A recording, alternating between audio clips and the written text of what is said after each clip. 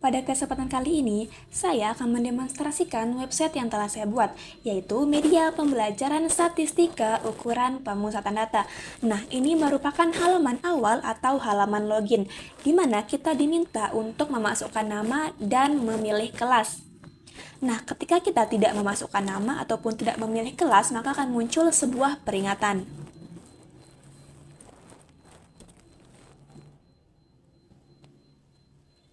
Nah, di sini muncul sebuah peringatan yaitu isi nama dan pilih kelas terlebih dahulu. Otomatis untuk masuk ke halaman website ini, kita harus memasukkan nama dan memilih kelas. Masuk. Nah, ini merupakan halaman utama dari website statistika SMP kelas 8 ukuran pemusatan data. Dan di sini ada beberapa bagian. Nah, yang dimana paling atas ini merupakan header dan terdapat top navigasi, yaitu dimana ada beberapa menu. Yang pertama ada menu beranda, panduan, media, dokumen, dan evaluasi. Kemudian di sebelah kiri ada sidebar kiri, yaitu berisi materi utama terkait ukuran pemusatan data. Dan di sebelah kanan ini merupakan sidebar kanan yang berisi informasi-informasi tambahan, dan yang bagian tengah ini merupakan konten areanya. Kemudian yang paling bawah ini merupakan footer. Nah, yang pertama yaitu pada bagian top navigasi. Kan di sini ada beberapa menu. Yang pertama itu beranda. Nah, di mana bagian beranda ini akan langsung mengarah kepada bagian atau halaman ini. Nah, yang mana submenu yang kedua yaitu ada panduan. Terdapat dua submenu, yaitu petunjuk belajar dan tujuan pembelajaran. Yang pertama itu petunjuk belajar. Nah, di sini ada 3 petunjuk belajar, yaitu baca dan pahami materi, gunakan media pembelajaran, dan kerjakan latihan beserta evaluasi. Kemudian, submenu yang kedua ada tujuan pembelajaran, yaitu di sini ada 4 poin tujuan pembelajaran. Yang pertama itu mengenai memahami konsep dasar, cara menyajikan data, membedakan jenis data, serta menyelesaikan soal statistika. Kemudian, menu berikutnya yaitu ada media. Terdapat 2 submenu, yaitu video pembelajaran dan video YouTube. Yang pertama itu video pembelajaran. Nah, di sini ada 2 video. Yang pertama membahas mengenai menentukan mean, median, dan modus. Kemudian video yang kedua yaitu membahas mengenai materi menentukan mean, median, modus dalam data ganjil dan data genap. Dan di sini kita akan memutar videonya. Halo sobat pelajar, jumpa lagi di Ruang Belajar Channel.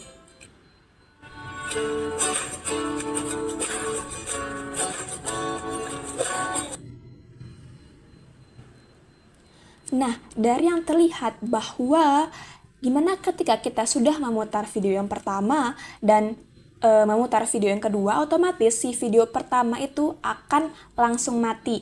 Dan begitupun ketika kita pindah halaman, maka video-video tersebut akan langsung mati secara sendiri. Nah, kemudian itu submenu berikutnya yaitu video YouTube, yang dimana konsep untuk video pembelajaran dan video YouTube fungsinya sama kayak yang sebelumnya. Tetapi di sini terdapat perbedaan materi yang dibahas, yaitu di sini membahas mengenai perbedaan data tunggal dan data kelompok, serta video yang kedua itu membahas mengenai cara menyajikan data ke bentuk tabel dan grafik. Kemudian menu berikutnya yaitu di sini ada dokumen. Terdapat 2 submenu, yaitu PDF dan LKPD. Yang pertama yaitu PDF. Dan di sini merupakan PDF yang bisa langsung kita lihat pada halaman website. Kemudian di sini ada tombol download. Nah, yang berfungsi untuk mendownload file tersebut sehingga kita dapat menampilkannya secara offline. Kemudian ada submenu yang berikutnya yaitu LKPD. Nah, di sini merupakan LKPD interaktif yang kita bisa langsung mengisinya pada website ini. Dan di sini kita diminta untuk memasukkan nama dan kelas terlebih dahulu.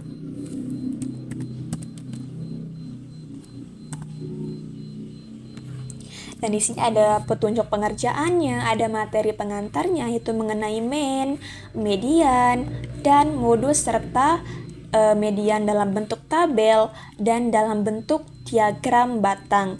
Dan di sini ada contohnya atau latihan yang harus dikerjakan di dalam LKPD ini.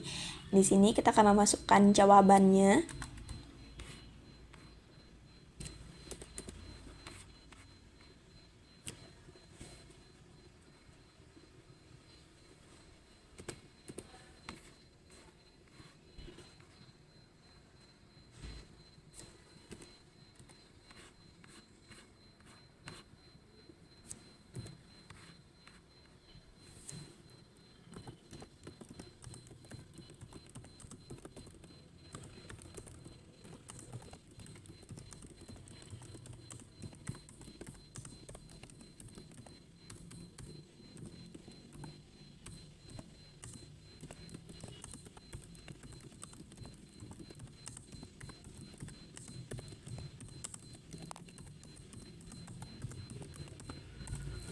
Dan di sini ada tombol periksa jawaban. Dan di mana muncul hasil atau skor yang kita dapat setelah mengerjakan LKPD tersebut. Dan di sini ada nama kita dan ada kelas beserta skor yang telah kita dapat. Nah, di sini, di mana kenapa dia merah? Ini menandakan bahwa jawaban kita itu salah. Nah, di sini kan warnanya hijau itu menandakan bahwa jawaban kita itu benar. Nah, kemudian menu berikutnya yaitu di sini evaluasi dan terdapat 2 submenu. Yang pertama yaitu ada latihan, yang kedua itu tanya jawab. Yang pertama itu latihan. Nah, di sini ada beberapa soal terkait dengan materi ukuran pemusatan data. Kemudian submenu berikutnya yaitu ada tanya jawab.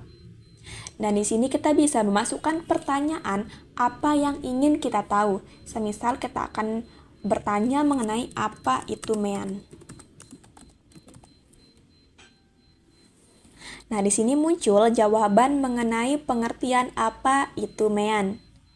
Kemudian di sini saya akan menjelaskan mengenai sidebar kirinya dan di mana terdapat beberapa menu yaitu ada ukuran pemusatan dan ada penyajian data, ada jenis data dan ada latihan.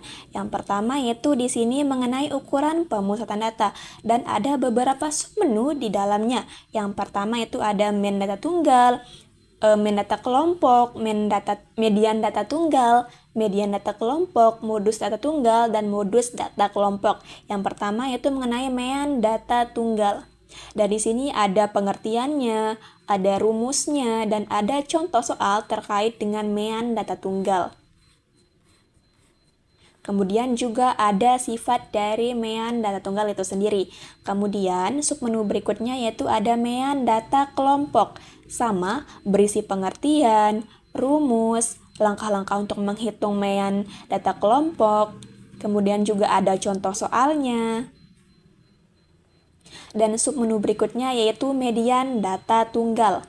Yaitu dimulai dari pengertian dan untuk median dalam data ganjil dan median dalam data genap sudah disajikan rumusnya. Dan juga di sini ada langkah-langkah mencari median data tunggal beserta contohnya. Kemudian yaitu untuk median data kelompok. Sama, itu di sini ada pengertian dari median data kelompok, ada rumusnya, dan begitupun ada langkah-langkah untuk mencari median data kelompok dan disertai dengan contoh soalnya. Kemudian submenu berikutnya yaitu ada modus data tunggal. Di sini ada pengertiannya dan ada macam-macam dari modus. Di sini ada unimodal, itu 1 modus, bimodal 2 modus, dan tidak bermodus, serta ada cara menentukan untuk modus data tunggalnya beserta contoh soalnya. Kemudian submenu yang terakhir yaitu ada modus data kelompok. Di sini ada pengertiannya, ada rumus data kelompoknya, dan ada langkah-langkahnya beserta dengan contoh soalnya. Kemudian menu berikutnya yaitu di sini ada penyajian data. Terdapat dua submenu yaitu ada tabel data dan diagram batang. Yang pertama yaitu tabel data. Nah, di sini sudah ada pengertian dari tabel data itu sendiri dan jenis tabel data, yaitu ada tabel data tunggal dan ada tabel data yang terurut. Kemudian ada contoh dari tabel data itu sendiri. Dan langkah-langkah untuk menghitung ukuran pemusatan dari tabel data. Nah, di sini ada menghitung mean, median, modus dari tabel data.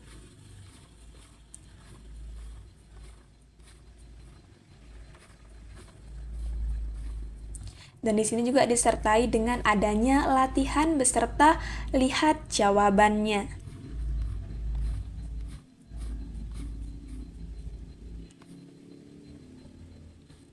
Nah, kemudian yaitu submenu berikutnya ada diagram batang. Dan di sini ada pengertiannya, ada bagian-bagian dari diagram batang itu sendiri, kemudian cara membaca diagram dan contoh dari diagram batang itu, serta menghitung mean, median, modus dari diagram batang. Dan ada juga langkah untuk membuat diagram batangnya, serta disertai dengan latihan dan jawabannya langsung.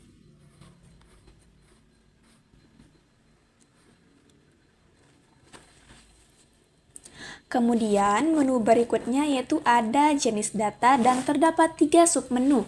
Yang pertama ada data tunggal, kemudian ada data kelompok, kemudian ada perbandingan jenis. Yang pertama yaitu pada bagian data tunggal. Dan di sini ada pengertian dari data tunggal itu sendiri, ada ciri-ciri data tunggal, contoh dari data tunggal, dan menghitung ukuran pemusatan data tunggal dalam mean, median, dan modus. Kemudian dalam data kelompok, dan di sini ada pengertiannya, ada ciri-ciri dari data kelompok, contoh untuk data kelompoknya dalam bentuk tabel, dan di sini juga ada ukuran pemusatan data kelompok baik untuk mean, median, maupun modus. Kemudian submenu berikutnya itu ada perbandingan jenis, yaitu terkait data tunggal dengan data kelompok. Dan di sini juga ada materi terkait kapan kita menggunakan data tunggal, kapan kita menggunakan data kelompok. Dan menu yang terakhir itu di sini ada latihan. Terdapat 2 submenu di dalamnya, yaitu ada contoh soal dan ada evaluasi acak. Yang pertama yaitu contoh soal. Dan di sini ada beberapa contoh soal terkait dengan ukuran pemusatan data. Dan di sini juga ada tombol lihat jawaban untuk melihat jawaban dari contoh-contoh soal tersebut. Nah, di sini ada. Nah, ini merupakan ketika kita mengklik si tombol lihat jawaban, maka akan muncul jawaban dari pertanyaan tersebut. Dan ketika kita mengklik tombol sembunyikan jawaban, maka jawabannya akan disembunyikan. Nah, berikutnya yaitu submenu evaluasi acak, dan di sini merupakan tampilan dari evaluasi soal acak. Dan di sini ada tombol mulai kuis untuk memulai kuis ini, dan ada tombol acak soal itu untuk mengacak soalnya, dan di sini ada durasi waktunya dan terdapat 10 soal. Dan di mana di sini ada keterangannya bahwa ketika dia berwarna hijau artinya tuh dia sudah dijawab, dan ketika dia berwarna kuning atau oranye ini dia akan artinya itu tandanya artinya itu ragu-ragu, jawaban kita tuh ragu-ragu, dan ketika warnanya abu seperti ini maka artinya itu belum dijawab sama sekali. Dan di sini kita memulai kuis. Nah, di sini waktunya sudah mulai berjalan.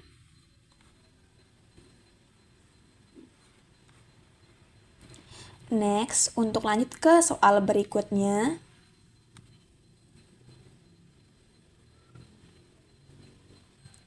Nah, ketika kita ragu-ragu, kita bisa menekan tombol ragu-ragu ini. Nah, otomatis warnanya akan berubah menjadi warna kuning.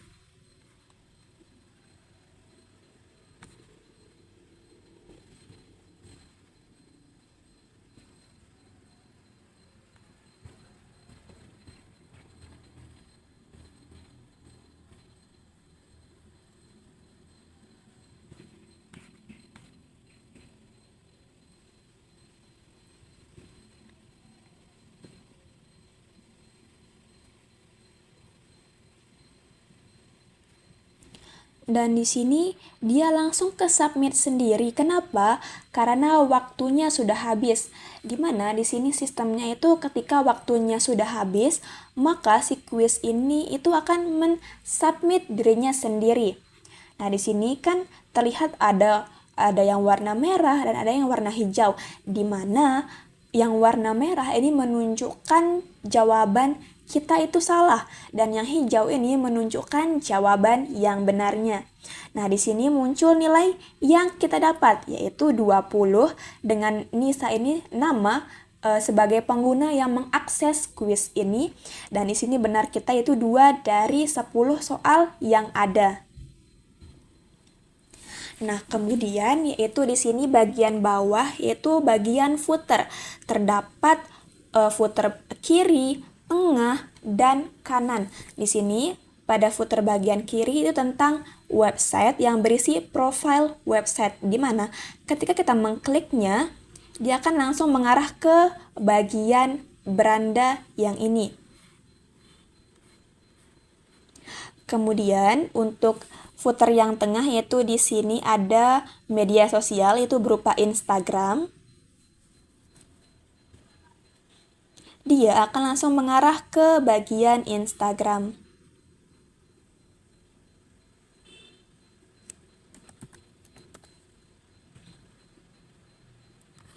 Kemudian footer yang paling kanan yaitu kontak yang akan langsung mengarah ke bagian WhatsApp.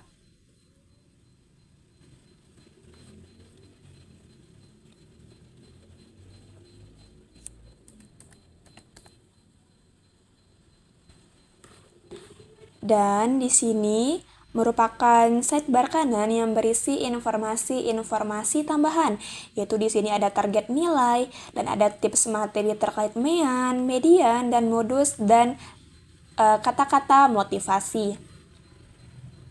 Nah, ini merupakan tampilan dari website yang telah saya buat. Sekian yang dapat saya jelaskan terkait dengan website statistika SMP kelas 8 mengenai materi ukuran pemusatan data. Nah, di sini kan ada nama juga Nisa, terus dengan kelasnya 8, di mana ketika kita mengklik si tombol keluar, maka otomatis akan langsung kembali ke halaman loginnya. Sekian, wassalamualaikum warahmatullahi wabarakatuh.